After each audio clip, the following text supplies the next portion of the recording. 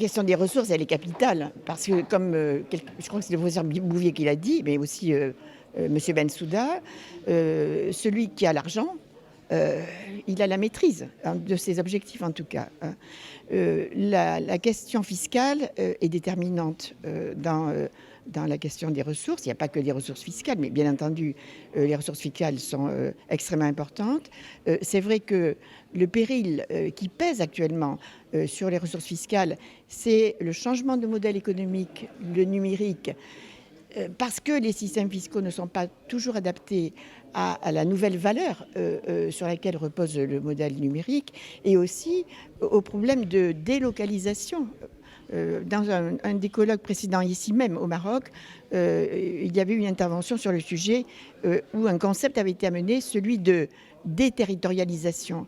Il n'y a pas simplement une délocalisation de la production, il y a une déterritorialisation au sens où le numérique, on ne sait pas où la valeur produite, où elle a été produite exactement. C'est très difficile à identifier.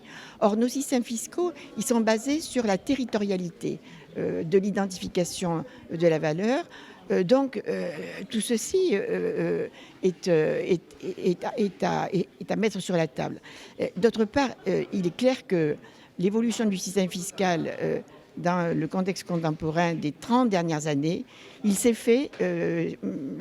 Bensouda a cité un de mes propos, moi j'avais travaillé sur le sujet en France, il y a eu un phénomène de déconstruction des grands impôts classiques, comme l'impôt sur le revenu, qui avait été échafaudé, conçu pour une meilleure, non pas la justice fiscale réalisée, mais une meilleure justice, et notamment l'impôt sur le revenu qui avait été conçu comme l'impôt global, taxant en une fois tous les revenus selon un barème progressif.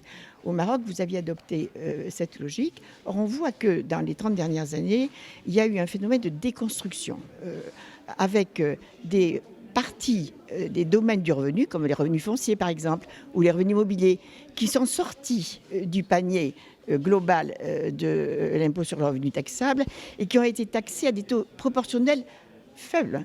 Tout ceci pour évidemment avantager soit les revenus fonciers, soit les revenus immobiliers. Donc ça a entraîné évidemment une perte de ressources. Et aujourd'hui, les dépenses fiscales, c'est-à-dire les réductions d'impôts qui sont accordées via ces dispositifs, pèsent d'un grand poids dans les pertes de ressources des États. C'est vrai au Maroc. Au Maroc, par exemple, moi j'ai travaillé sur votre fiscalité locale. Eh bien, je me suis rendu compte qu'il y avait beaucoup de dépenses fiscales d'exonération. Il n'y a même pas une évaluation de la perte de ressources.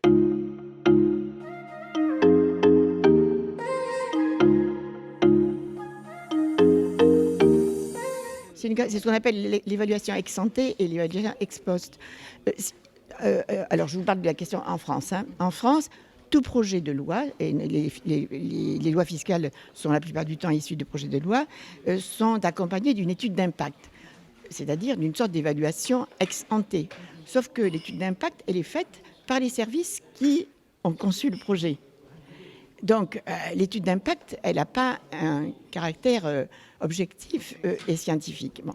Alors après, il y a les évaluations ex post qui sont faites. Nous, en France, nous avons eu, pendant les 40 dernières années, énormément de dépenses fiscales en matière d'investissement immobilier, notamment dans les territoires d'outre-mer, dans les départements d'outre-mer, avec des pertes de recettes. Alors, si l'abandon de ressources avait généré comment dirais-je, un retour de croissance dans ces territoires, c'était bénéfice, bien sûr, mais pas du tout. Ça n'a pas du tout généré. Bien entendu, on sait ça. Les dépenses fiscales génèrent en général très peu de retour de croissance ou d'aspects positifs. Elles génèrent des aspects positifs pour les bénéficiaires de l'abandon d'impôts. Et donc, pour répondre à votre question initiale, ça veut dire que l'avenir, le retour à la croissance suppose d'arriver à concilier une réhabilitation du système fiscal une refondation du système fiscal qui réponde à plus de justice fiscale et de justice sociale.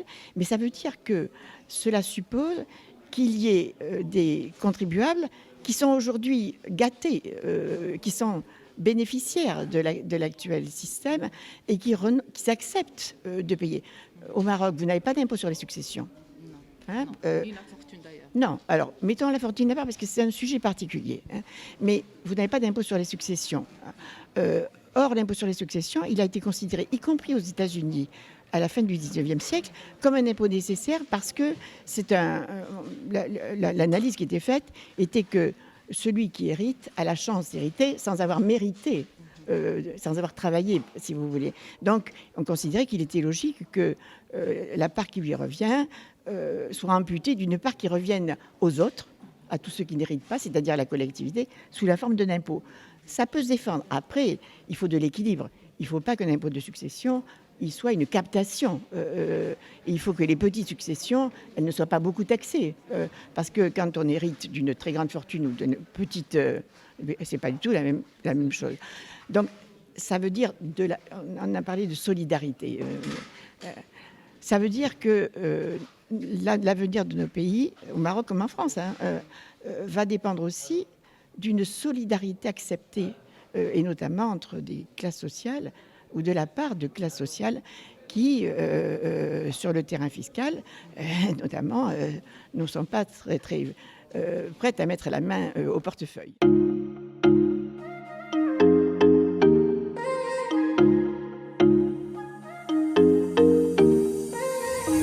Vous savez, il y a eu un accord au niveau international pour essayer de taxer les GAFA. Je ne sais pas si vous avez entendu parler de ça. Et donc, alors voilà, les États ne s'entendent pas toujours là-dessus.